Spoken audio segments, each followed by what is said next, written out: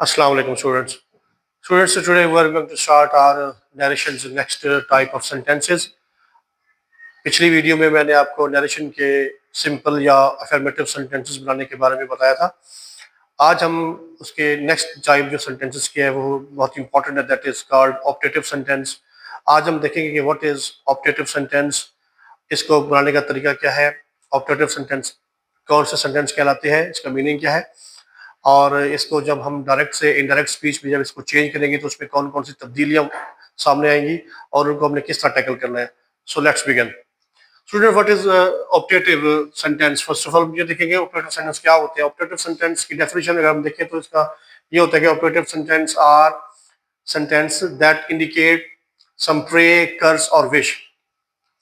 Optative sentence वो sentence कहलाते हैं जो आपके किसी दुआ को, बददुआ को या विश, तमन्ना को जाहिर करे ना, तो उन्हें हम ऑप्टेटिव सेंटेंस कहते हैं। उर्दू में इन्हें हम दुआया जुमले भी कहते हैं, दुआया, जिसमें दुआ, बददुआ, ख्वाहिश का इज़हार किया जाए वगैरह वगैरह। ठीक है, इसको जैसे हम तब्दील करेंगे, इसमें मुख्तलिफ तब्दीलियाँ होती है। ठीक है, हम जो है ना कि जब हम इसको डायरेक्ट से इनडायरेक्ट स्पीच में चेंज करेंगे तो उसमें तब्दीलियाँ जो है ना वो ज़ैल होंगी। मिसाल के तौर पर से और सेट टू को अगर दुआ फिक्रा दुआया होगा, प्रे वाला होगा, तो उसमें हम प्रेयर लिखेंगे या प्रेयर फॉर करेंगे।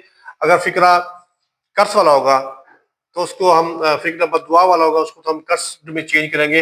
और अगर विश वाला या ख्वाहिश का इज़हार जिसमें तमन्ना की गई हो, उसको हम विश में चेंज करेंगे। इसके अलावा कामाज को हटा के हम दैट लगाएंगे। ठीक है, बाकी तब्दीलियां जो टेंस की वो रूल के मुताबिक होगी। ठीक है, और इसके अलावा जो हम अदर चेंजेस है वो भी, इसके अलावा जैसा प्रोनाउन की तब्दीली है वो भी रूल के मुताबिक हम पहले पढ़ चुके हैं, और जो टेंस की तब्दीली है वो भी रूल के मुताबिक होगी as per routine. So let's see the first example. The father said to me, ठीक है, अब्बा जान ने या बाबा ने, फादर ने, वालिद ने मुझसे कहा, मे यू लिव लॉन्ग।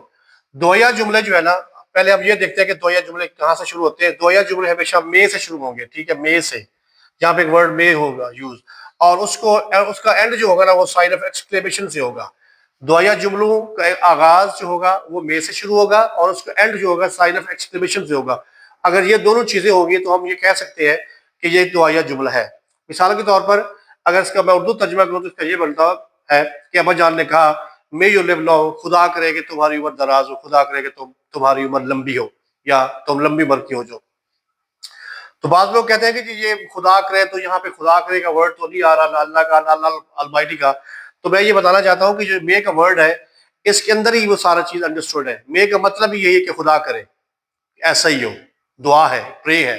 ठीक है, मे के अंदर ही एक दुआया जुमला छुपा हुआ है ऑलरेडी, जिसका मतलब ये होता है कि मे यू लिव लॉन्ग, खुदा करे कि तुम्हारी मतलब मे यू सक्सीड एग्जाम। ठीक है, may you win the race, may you win the game, may you succeed exam, may you pass the exam. ठीक है, इस तरह से जो जुमले होंगे वो मे से शुरू होंगे और उनका जो एंड होगा वो साइन ऑफ एक्सक्लेमेशन से होगा। जब हम इसको हम चेंज करेंगे इनटू इनडायरेक्ट फॉर्म तो हम सेड टू को प्रेड फॉर्म में चेंज करेंगे। ठीक है, the father prayed for me, commas को हटा के हमने दैट लगा दिया, दैट। अब यहाँ पे सेकंड पर्सन है, सेकंड पर्सन आपको पता है कि वो चेंज करते हैं रिपोर्टेड वर्ब के ऑब्जेक्ट के साथ। यहाँ पे मी है, मी का जो है ना उसको आप सब्जेक्टिव फॉर्म में लेके जाएंगे तो वो बन जाएगा आई। मी का सब्जेक्ट फॉर्म आई, आई माई, मी माई, आई। तो आई, फिर मे को हम, चूंकि ये पास्ट टेंस है, रिपोर्टेड वर्ब का जो टेंस होगा अगर पास्ट का होगा तो रिपोर्टेड स्पीच वो भी पास्ट में हो जाएगी। तो ये चूंकि पास्ट में है तो उसको हम मे की जगह हम माइट, क्योंकि मे का जो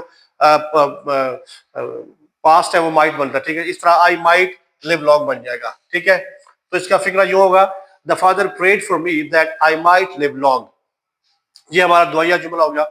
इस तरह से हम मुख्तलिफ किस्म के दुआया जुमले बना सकते हैं। यहाँ पे मे यू लिव लॉन्ग की जगह मे you succeed in exams, may you get well soon, may you pass exams, may you have a safe journey, may you win the game, may you win the cricket match वगैरह वगैरह के अल्फाज हम इस्तेमाल कर सकते हैं। तो आगे भी तब्दीलियां इसी तरह से सेम अंदाज में होंगी।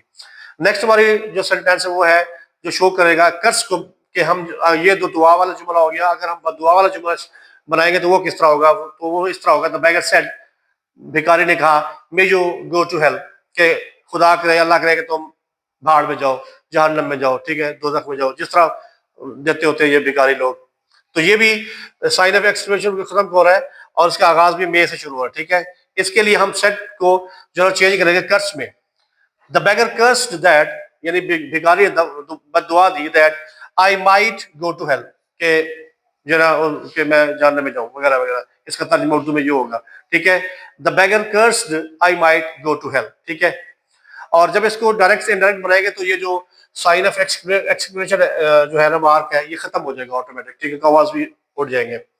नेक्स्ट हमारा फिक्रा है, जो हमारी इस फिक्रे इस जो टोटल सेंटेंस की जो है वो टाइप को शो करेगा, वो है विश को जो है ना वो हम शो करने के लिए कौन सा सेंटेंस इस्तेमाल कर सकते हैं। She said would that I were a king, I were a rich.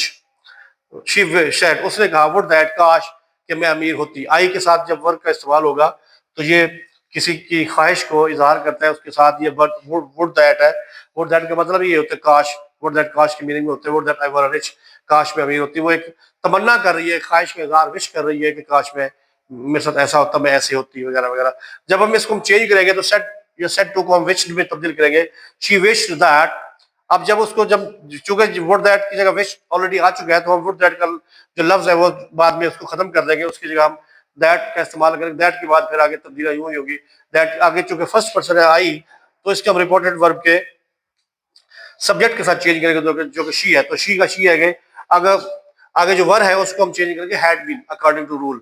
तो ये आएगा she had been a rich, right. इसका सेंटेंस प्रॉपर ये होगा, she wish that she had been a rich, right. इस तरह से विश के भी मुख्तलिफ किस्म के हम बना सकते हैं कि would that he said would that I were a king, would that I were a rich man, would that I were a princess, I were princess, like that. इस तरह से जो है विश के सेंटेंस हम बना सकते हैं।